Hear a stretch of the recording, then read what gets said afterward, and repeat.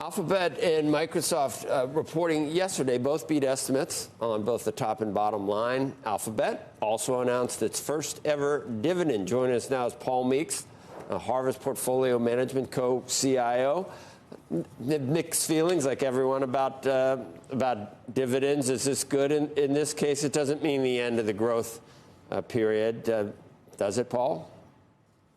You know, I'm a fan of that company for other reasons. You know, I've been covering tech for a long time, and usually when tech companies, particularly if they've been around a while, announce a dividend, you start to wonder, wow, don't they have anything else to do with their free cash flow?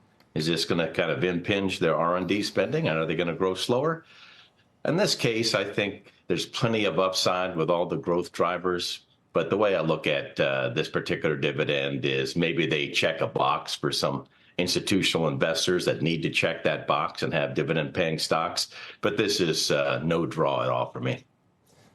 Even though it's 12%, why do you think the stock is up? On something other than this, or because of what? Yeah, I think there were some people, particularly after Meta's kind of checkered result day before, that were a little bit worried about the results here. So they had to climb a wall of worry.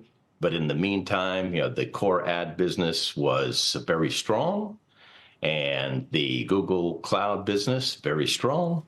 And it looks like they're now doing all the right things, at least in the long term, to build their AI product suite. And so I think that they're in pretty good shape. How about Microsoft? Like it too. Microsoft, it's going to be up a bit today. The only thing I worry about Microsoft is I've always felt that they have to show evidence that Copilot is actually going to be a thing. And when I say be a thing, it's got to show that it's a moneymaker. And so I'm worried that they still talk about Copilot, their AI assistant, in these grand PR type terms, but don't show any financial results. But besides that, the same thing goes. They're investing heavily in AI. Of course, they have a 49% ownership in OpenAI. And the core business seems to be accelerating, or at least in pretty good shape. So I think both of the jumps in these stocks pre-market are justified. The macro environment got more complicated yesterday. We'll see about today. Maybe it gets even more complicated. But the action in both these tech stocks, this doesn't look like there's worries about stagflation or rates not coming down, rates going up, the economy slowing. This is purely based on the fund, whatever these individual companies just did or said. Will that continue, or should tech investors be wary of the macro environment?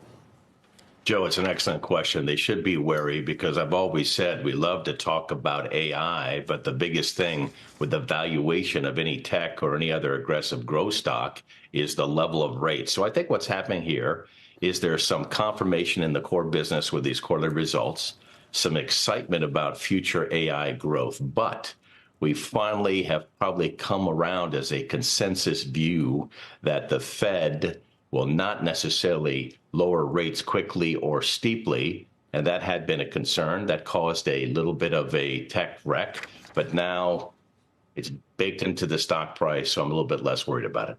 And so what does that mean for your feelings on the NASDAQ for the rest of the year? I think the NASDAQ will outperform the S&P, but I don't think it's going to be one size fits all. You have to be very carefully looking at these tech names, because as we've seen, and we're not through the entire quarterly reporting season yet, there are some companies like overnight in the teaser, you talked about Intel, that had bad news. Stock's going to be down a lot. And then there are some that have good news. It is not going to be a shotgun shooters market. You're going to have to be very precise and rifle shoot with specific tech names. Every one of these companies talks about AI, what they're going to spend, what it's going to do for them. At this point, that's still a positive when you hear about AI plans, I think. Does that ever pivot? Do you remember streaming? Wow, we're getting into streaming. Wow, yeah. Disney goes, and then, a year later, it's, we got into streaming. And Joe, we were around with all the hoopla around .com, right? The turn of the century. Here's what I think. I think there's too much expected in the near and even intermediate term. When I say intermediate term, I'm talking about a couple of years, about how these AI products will be monetized. I don't know if they're ever going to be monetized to the way people think. In the meantime, the infrastructure building, that nuclear arms race continues. We've seen that this week with all the capital expenditure announcements of all the tech majors. And so who does that benefit? It's the same old, right? It's the guys applying the picks and the shovels like the NVIDIAs and the AMDs, the Broadcom, the Marvell, et cetera, et cetera. I don't know if the apps at the end of the day are going to be a real driver financially. And so I stick with the guys that are building these large language models and the ones that are involved in AI inference. I'm not yet biting on these AI apps because I don't know if they're going to be a thing for years. At this point, companies are not being punished for big spending on AI build-outs at this point. But you think that could happen at some point?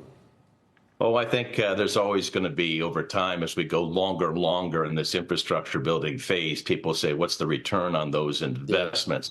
Yeah. Okay. But you think about it, these capital expenditure numbers are just insane. And of course, in this space, the strong will get stronger because they can spend.